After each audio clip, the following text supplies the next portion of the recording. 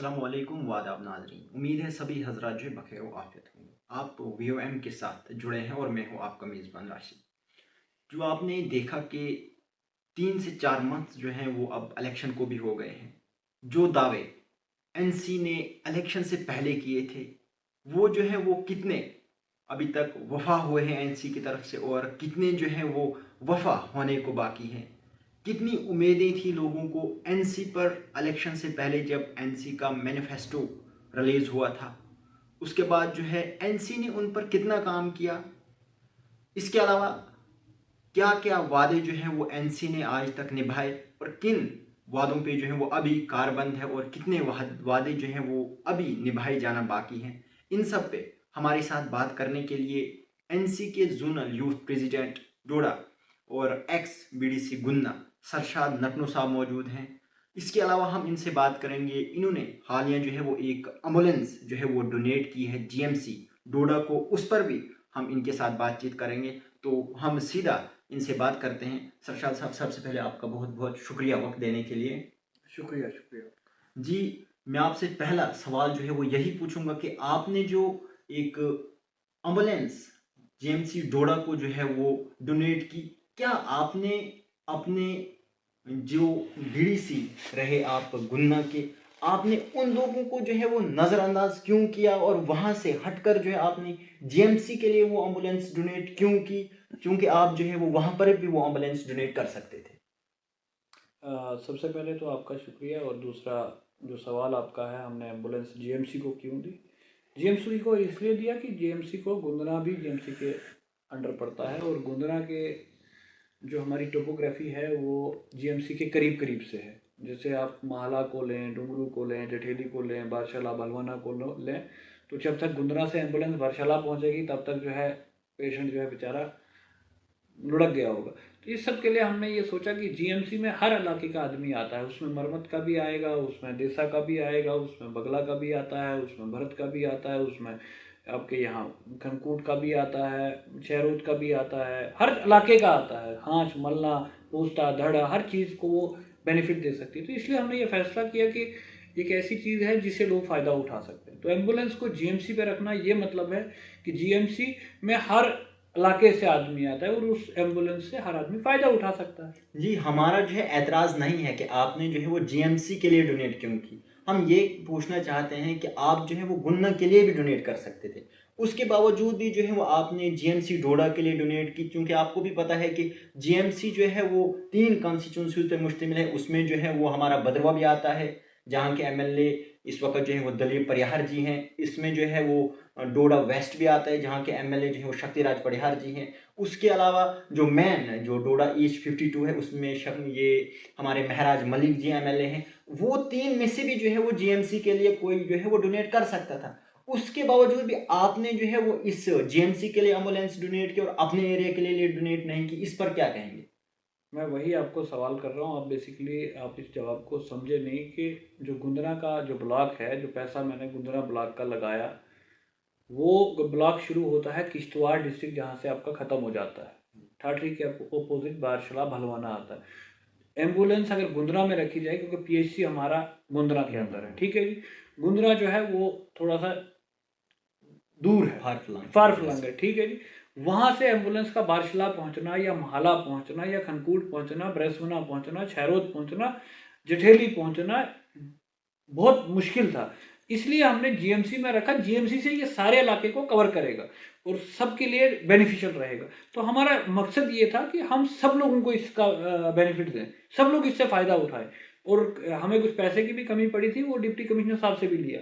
तो हमने इस पर बड़ा बातचीत करके, जो हमें अच्छा लगा, हमारे दोस्तों से बात करके, जो हमारे सलाह, जो हम जिनसे हमें पूछना चाहिए था उनसे बात करके, सबका ये मशवरा था कि GMC में रख के इसको बेहतर यूटिलाइज किया जा सकता है, बेहतर इस्तेमाल किया जा सकता है और लोगों को ज़्यादा फ़ायदा मिल सकता है बनिस्बत के गुंदरा में, जहाँ हमें ऑलरेडी एक PHC आपका एम्बुलेंस है।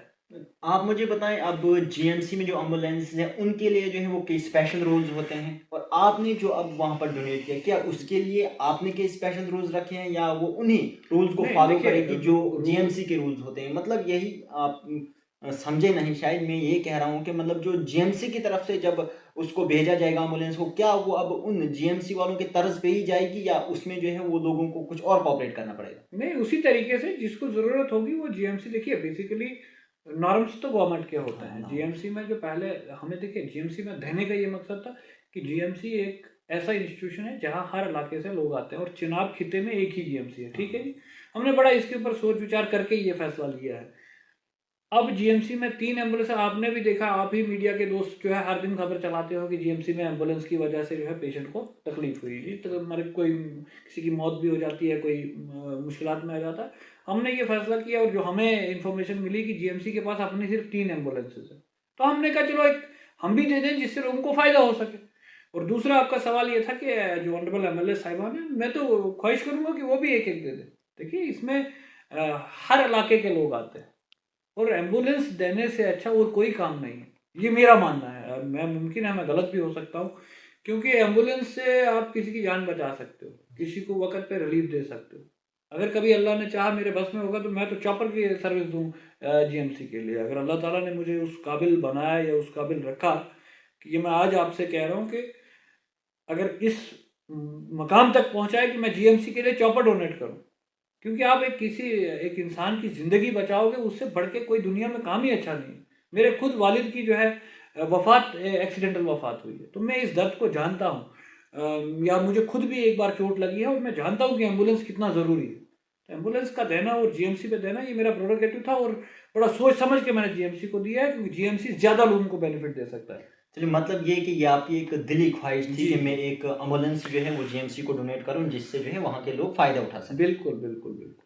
तो इसके अलावा मैंने आपसे ये कहा कि एनसी जो इस वक़्त सरकार में है जम्मू कश्मीर में, उन्होंने जो है वो कई वादे किए थे, चाहे बिजली का हो, जो ये कहा गया था कि आपको 200 यूनिट फ्री मिलेगी, चाहे राशन से लेकर हो, चाहे गैस सिलेंडर से लेकर हो। तो उन मसलों में आप क्या कहेंगे कि जो बिजली अभी तक जो है वो फ्री कहीं नहीं दिख रही है, क्या कहेंगे आप? देखिए फ्री 200 यूनिट नेशनल कॉन्फ्रेंस ने वादा किया है। ऑनरेबल सीएम साहब ने खुद, आपने देखा होगा, पढ़ा, ट्वीट भी किया, इंटरव्यूज़ भी दिए कि इसके ऊपर हम काम कर रहे हैं, मीटरिंग शुरू हो गई है। जब देखिए 200 यूनिट आप फ्री कैसे दे सकते हैं? आप अगर मैनिफेस्टो आज की डेट में भी देखें, पढ़ें उसको, उसमें लिखा है 200 यूनिट्स फ्री। तो आप यूनिट विदाउट मीटर तो आप नहीं देख सकते हो ना कि 200, आप आपके घर में क्या पता कितने यूनिट आप यूज़ करते हो, वो तो मीटर से ही पता चलेगा ना। तो मीटरिंग का काम शुरू हो गया है, मीटर्स लग रहे हैं।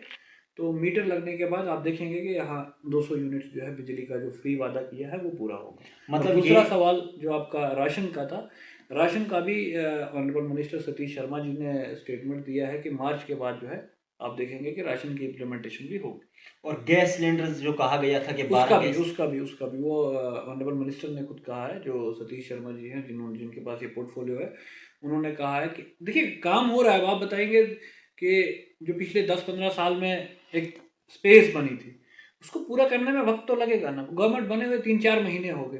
काश आप ये सवालात उन 10 सालों में भी अगर करते तो ये स्टेट का ये हाल नहीं होता। जहाँ हमें स्टेट से यूटी में लाया गया, जहाँ लोगों को बड़े सारे मुश्किलात उठाने पड़े, उस वक्त हमारे मीडिया के दोस्त जो है, आप इसको पर्सनलाइज नहीं लेना, एक जनरल बात मैं कर रहा हूँ कि ये आज़ादी तो आज है ना आप मीडिया के दोस्तों को कि आप सवाल पूछ सकते हो, आप खुल के बोल सकते हो जनाब ये आपका वादा था। एलजी साहब से तो कभी किसी ने नहीं पूछा कि जनाब ये वादा आपने किया था या इस वादे से आप आए थे। उनका तो किसी को पता नहीं वो किस वादे से आए थे। सीधा दिल्ली से फ्लाइट ठोस साहब के जम्मू कश्मीर में जो एलजी साहब ऑनरेबल बैठ गए। तो खुशी की बात है, आपकी अपनी सरकार है। ऑनरेबल सीएम साहब खुद बता रहे हैं कि सरकार आपकी अपनी अपने लोगों की है, और जिस तरीके से सीएम साहब ने एक्सेस रखी है लोगों की, ये बड़े अप्रिशिएबल स्टेप्स है उमर साहब के। आप श्रीनगर में देखें, श्रीनगर में उन्होंने एक वो बैठने का जो है, लोगों से मिलने का जो है एक सिलसिला शुरू रखा है। हर हफ्ते वो बैठते हैं, जब श्रीनगर होते हैं तो वहाँ लोगों से मिलते हैं। आपका जम्मू के अंदर सेक्रेटरीट में कोई भी जाके मिल सकता है अपना कंसर्न लेके, और एक राबता का जो आप ऑनलाइन, क्योंकि अभी डिजिटल ज़माना है, तो ऑनलाइन का एक लोगों के लिए सहायता रखी कि आप एक राबता, वो ऐप जो है या लिंक है, आप उस पर जाके अपनी शिकायत दर्ज कर सकते हैं। ऑनरेबल सीएम साहब खुद देख सकते हैं और आप उसका फीडबैक ले सकते हैं। बड़ी सारे इनिशिएटिव्स लिए, और जो चीज़ें चल रही है, जो वादे किए हैं, नेशनल कॉन्फ्रेंस पूरे करेगी। रिसेंटली जो है वो कई एमएलए जो हैं वो शराब को लेकर जो है वो जम्मू कश्मीर में बैन करने की बात कर रहे हैं, तो आपका जो है वो उस पर क्या ख्याल है? अच्छा कदम है, होना चाहिए। देखिए जिस भी चीज़ से आप सोसाइटी में, हमारे ऑनरेबल प्राइम मिनिस्टर का भी ये नारा है, नशा मुक्त भारत।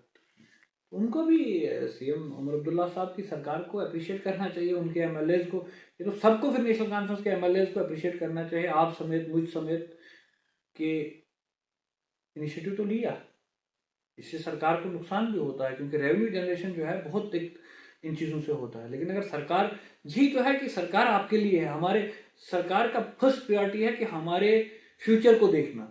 क्या आपको लगता है कि ये जो शराब बैन की बात की जा रही है, ये बिल जो है ये पास हो सकता है? जितने हमारे सरकार, हमारे गवर्नमेंट के हाथ में है वो करेगी। लेकिन हमने देखा है कि सुनिए, अभी बिजनेस रूल्स नहीं आए। जम्मू कश्मीर के अंदर मेन इशू यूटी और स्टेट का है। अगर हम उसी पे अभी फिलहाल रहे, स्टेट को आने दें, उसके बाद आप चीज़ें होते हुए देखेंगे। अब सवाल आपका ये है कि जब तक आपके बिजनेस रूल्स यहाँ नहीं बनते हैं, जब तक यहाँ सारी चीज़ें फाइनलाइज नहीं होती हैं, कुछ चीज़ों पे जो है लोगों को सब्र करना चाहिए। मैं आपसे आखिरी सवाल पूछूंगा कि स्टेटहुड को लेकर जो है वो आप क्या कहते हैं? स्टेटहुड का जो है वो कहा गया था कि स्टेटहुड भी वापस होनी चाहिए, इलेक्शंस भी जो है वो चले। इलेक्शन तो सुप्रीम कोर्ट के ऑर्डर पे हो गए, लेकिन सुप्रीम कोर्ट का एक ऑर्डर ये भी था कि जो है वो जल्द अज इलेक्शन के बाद जो है वो जल्द अज जल्द स्टेट भी जो है बहाल हो जानी चाहिए। अभी तक जो है वो नहीं हुई। आपका क्या ख्याल है इस पर? ये सवाल आपको सेंट्रल गवर्नमेंट से पूछना चाहिए। मेरी तो ये है कि उम्मीद है कि स्टेटहुड आएगा, और मैं आपके ही माध्यम से मुतालबा भी करता हूं कि जम्मू कश्मीर का हर आदमी ये हक रखता है कि हम स्टेट में रहें। हमारी स्टेट है, हमारे लोग हैं, तो वो हक रखते हैं, हमें स्टेटहुड होना चाहिए। और सवाल ये सेंट्रल गवर्नमेंट से बनता है और भारतीय जनता पार्टी के लोगों से बनता है कि जनाब कब दे रहे हो, क्यों नहीं दे रहे हो। जो नेशनल कॉन्फ्रेंस के हाथ में था वो नेशनल कॉन्फ्रेंस ने किया। सरकार में आते ही पहले असेंबली सेशन में जो नेशनल कॉन्फ्रेंस का मैनिफेस्टो में था, जो उमर साहब ने कहा था कि जनाब हम असेंबली पहुंचेंगे, आप लोग हमें पहुंचाओगे तो हम वहां आपका रेजोल्यूशन मूव करेंगे, पास करेंगे, बिल पास करेंगे। बिल पास किया। पहली कैबिनेट मीटिंग उमर साहब की, पहला रेजोल्यूशन कैबिनेट में क्या पास हुआ कि हमारा स्टेटहुड को बहाल किया जाए। As a zonal youth president जो है वो आपका क्या मैसेज रहेगा? स्पेशली अगर मैं यूथ की बात करूं, आपका मैसेज जो है वो हर एक शख्स के लिए होना चाहिए, लेकिन अगर मैं स्पेशली आपसे ये बताऊं कि यूथ के लिए जो है वो आपका क्या मैसेज रहेगा? हमारा यूथ जो है नशा से दूर रहे, अच्छे कामों की ओर आए, ये सबसे बड़ी बात है। जो अभी माशरे के अंदर गलत चीज़ें हैं उससे अपने आप को दूर रखें।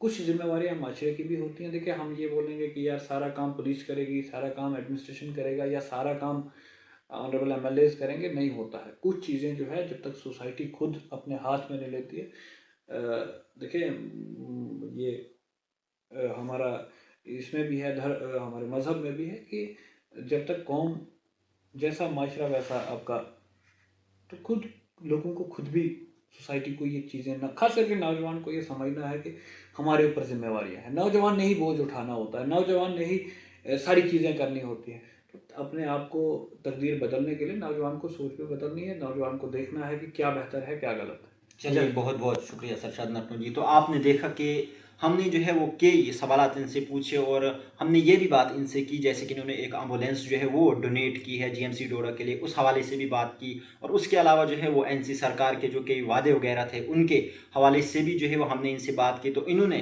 क्या तफसीलन कहा आपने जो है वो पूरा देखा। अब जो है वो हम देखते हैं कि कब वो जो वादे अभी वफ़ा करने के लिए हैं वो जो है वो कब वफ़ा होते हैं और जो बातें इन्होंने की वो कब पूरी होती हैं। फ़िलहाल ये जो है ये देखने वाली बात होगी।